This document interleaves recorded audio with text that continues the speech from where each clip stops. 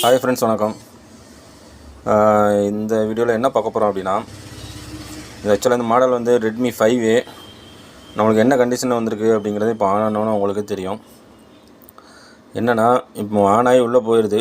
போனதுக்கப்புறம் temperature too low அப்படின்ட்டு phone உடனே ஆஃப் ஆகிடுது. ஓகே, இதுதான் இதோட பிரச்சனை.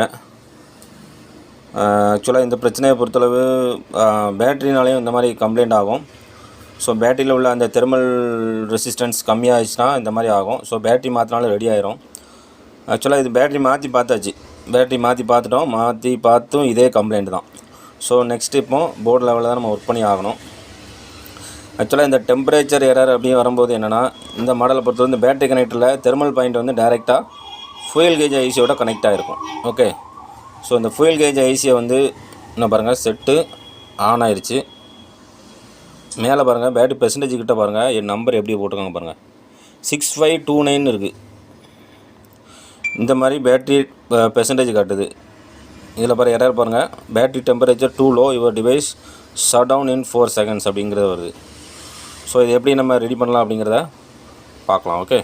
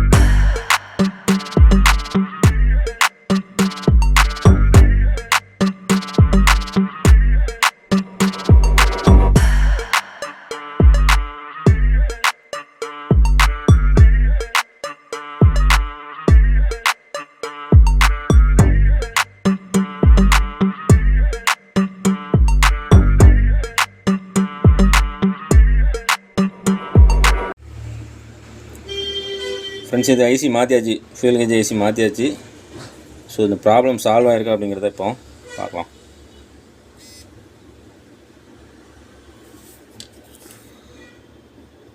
இப்போ வேறு ஐசி போட்டாச்சு. போட்டதுக்கப்புறம் ப்ராப்ளம் சால்வ் ஆகிருச்சா இல்லையா அப்படிங்கிறத பார்க்கலாம்.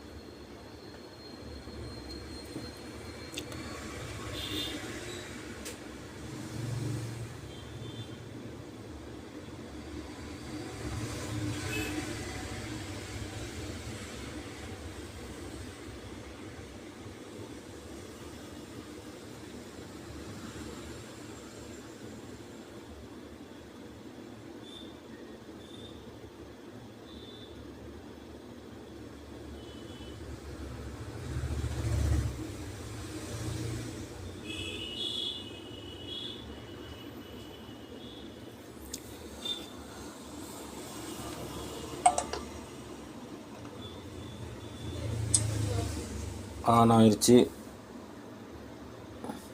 டெம்பரேச்சர் எரர் மெசேஜ் வருதா அப்படிங்கிறத பார்க்கலாம். ஓகே,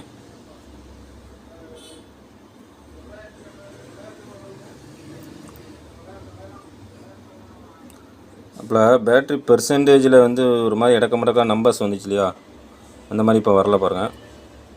4ங்கிறது கரெக்டாக காட்டுது. அப்போ வந்து 5 6 7 8 அந்த மாதிரி ஏதோ நம்பர் காட்டுச்சு. ஓகே, அப்போ இப்போ இந்த எரரும் வரல. So problem solved. ஃப்ரெண்ட்ஸ், இப்போ இந்த மாதிரி கம்ப்ளைண்ட் வந்துச்சுன்னா ஃபஸ்ட்டு என்ன பண்ணுங்கள், பேட்டரி மாற்றி பாருங்கள். பேட்டரி மாற்றி பார்த்து ரெடி ஆகலை அப்படின்னா ஃபியூயல் கேஜ் ஐசி சேஞ்ச் பண்ணி பாருங்கள். அதில் வந்து இன்னும் கொஞ்சம் நிறைய டீட்டெயில்டு இருக்குது. அதை நான் முடிஞ்சால் இதோட சேர்த்து அப்லோட் பண்ணுறேன். ஓகே, பாய்.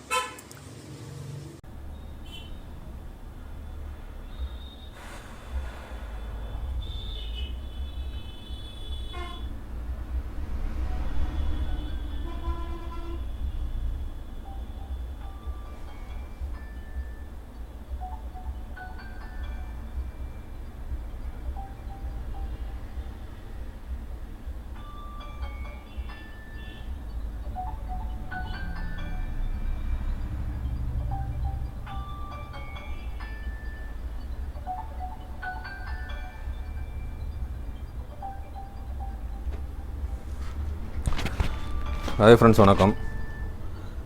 இப்போ ஆக்சுவலாக நம்ம ஃபியூல் கேஜ் ஏசி சேஞ்ச் பண்ணோம், அது ரெடி ஆகிடுச்சு இந்த ப்ராப்ளம்.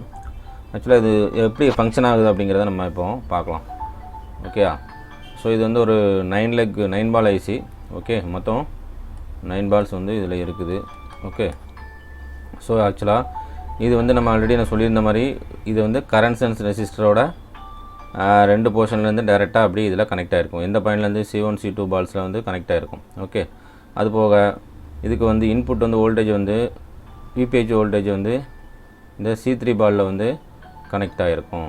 ஓகே, ஒரு கெப்பாசிட்டி போட்டுருப்பாங்க.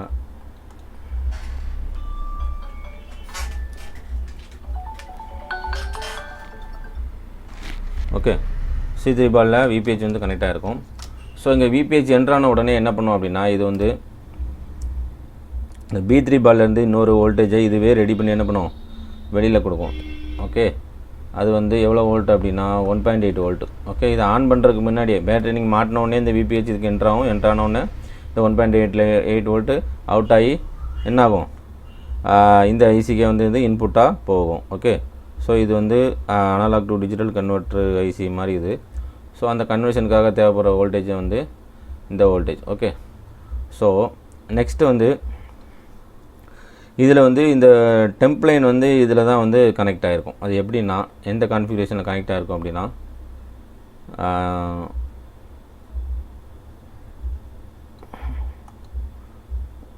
இது வந்து ஒரு 1 மெகா ஓம் ரெசிஸ்டர். ஓகேயா, இது வந்து ரெசிஸ்டரு 1. ஓகே, அதுக்கப்புறம் இது ஒரு 0 ஓம் ரெசிஸ்டர். இது ஒரு 0 ஓம் ரெசிஸ்டர். இது போய் நேராக எங்கே போய் கனெக்ட் ஆகிருக்கும் அப்படின்னா, பேட்டரியில் உள்ள தெர்மல் பாயிண்டில் போய் கனெக்ட் ஆகிருக்கும். ஓகே, ஸோ ஆக்சுவலாக இது வந்து ஒரு டிவைடட் சர்க்யூட்டோட ஃபங்க்ஷன் தான். வந்து ஆல்ரெடி டிவைடட் சர்க்யூட் நம்ம படிச்சிருக்கிறோம். ஸோ இந்த டிவைடட் சர்க்யூட்டோட ஃபங்க்ஷன் தான் வந்து இந்த இது. ஓகே, ஆக்சுவலாக இதில் ஒரு ரெசிஸ்டர் இருக்கும். பேட்டரியிலேருந்து நம்ம பேட்டரியில் ஒரு சின்ன போர்டு இருக்கும் இல்லையா, அதில் வந்து என்னது ஒரு ரெசிஸ்டர் வந்து இந்த சர்க்யூட்டில் கனெக்ட் ஆகும். இதே மாதிரி தெர்மல் பாயிண்டில் உள்ள பேட்டரியில் தெர்மல் பாயிண்ட்லேருந்து அந்த ரெசிஸ்டர் வந்து கனெக்ட் ஆகிருக்கும். ஓகே, அந்த ரெசிஸ்டர் வந்து R2 ரெசிஸ்டர், அது வந்து 10 kilo ohm resistor. Okay, so இந்த 10 கிலோ ஓம் ப்ளஸ் இங்கே ஒரு 1 மெகா ஓம், இது ரெண்டும் சேர்ந்து ஒரு டிவைடர் சர்க்யூட் வந்து ஒர்க் பண்ணுது. ஸோ இது வந்து ஆக்சுவலாக நம்மளுக்கு வந்து டிவைடர் சர்க்யூட்டோட ஃபார்முலா வந்து என்ன அப்படின்னா, இது ரெண்டும் சேர்ந்து இங்கே வந்து ஒரு இன்புட் ஆகும். இங்கேருந்து 1.8 வோல்ட் இங்கே ஃபீட் ஆகுது. So voltage in into R2 divided by R1 plus R2, இதுதான் வந்து டிவைடட் சர்க்யூட்டோட ஃபார்முலா. இங்கே வோல்டேஜ் இன் ஆகிறது எவ்வளோ இன் ஆகுது, 1.8 வோல்ட் இன் ஆகுது. ஓகே, ஓ 1.8 இன்ட்டு R2 வந்து எவ்வளவு, R2 வந்து இது. ஸோ இது 10 கிலோ ஓம். ஓகே, ப்ளஸ் இங்கே 1 மெகா ஓம் போட்டிருக்கு. அப்படிங்கும்போது என்னது 1000 கிலோ ஓம் தான் வந்து 1 மெகா ஓம். ஸோ 1000 ப்ளஸ் ஒரு 10 R1 plus R2. Okay, so 1.8 into 10 வந்து 18 ஆயிடுச்சு. இது வந்து ஒரு 10. ஸோ இதை டிவைட் பண்ணி பார்த்தீங்கன்னா 0.17 சம்திங் வோல்டேஜ், இந்த வோல்டேஜ் வந்து இங்கே போகும். எதுக்கு, இந்த B1 பாலில் போய் என்ட்ரு ஆகும். ஸோ இது வந்து இந்த 0.17 வோல்ட்டு வந்தால் மட்டும்தான் இது ஒழுங்காக ஃபங்க்ஷன் ஆகும்.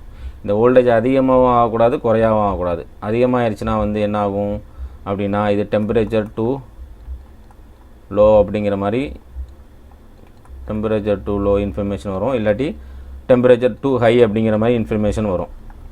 இந்த வோல்டேஜ் அதிகமாகவும் ஆகக்கூடாது, குறையாகவும் ஆகக்கூடாது. ஸோ இதுதான் இதோட கான்செப்ட்டு. ஸோ இதில் வந்து சப்போஸ் இப்போ வந்து பேட்டரி ரெசிஸ்டர் வந்து இந்த 10 கிலோ ஓம் ரெசிஸ்டர் ஓப்பன் ஆயிடுச்சு அப்படின்னா என்ன ஆகும், டேரெக்டாக டிவைடர் சர்க்யூட் இருக்காது. அப்படினால இந்த 1.8 வோல்ட் வந்து டேரெக்டாக இப்படி போய் இந்த ரெசிஸ்டர் வந்து பாஸ் ஆகி டேரெக்டாக B1 பாலில் போய் 1.8 வோல்ட் நிற்கும். ஸோ அந்த மாதிரி நின்னாலும் பிரச்சனை தான். ஸோ இந்த 1 மெகா ஓம் ரெசிஸ்டர் எதுவும் பிரச்சனை வந்தாலும் பிரச்சனை தான். அதுக்கப்புறம் இந்த பாலில் உள்ள GR எதுவும் கட் ஆனால் கூட பிரச்சனை தான். இப்போ நம்ம லாஸ்ட்டாக ரெடி பண்ணது எப்படி, என்ன ப்ராப்ளம் அப்படின்னா, இந்த பாலில் GR வரல. ஆக்சுவலாக GR வந்து ஒரு 500 சம்திங் இது வரும், ஆனால் வரல. ஸோ அதனால தான் இந்த ஐசி நம்ம சேஞ்ச் பண்ணோம்.